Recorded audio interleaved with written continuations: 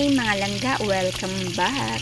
Ang ating ulam for today is nagluto tayo ng bangos na may tausi and dokwa. Voice over muna tayo mga langga kasi maingay dito sa ating kapaligiran. Kapaligiran. So ito na nga, ginisa na natin ang ating mga sangkap. Kagaya ng luya, bawang, sibuyas, at kamatis. Saka natin nilagay ang ating tausi.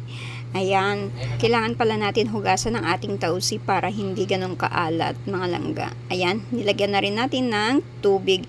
Bali 2 baso at kalahati pa lang nilagay natin tubig dyan. At nilagyan na rin natin ng magic sarap, paminta, at saka nilagyan din natin ng asukal.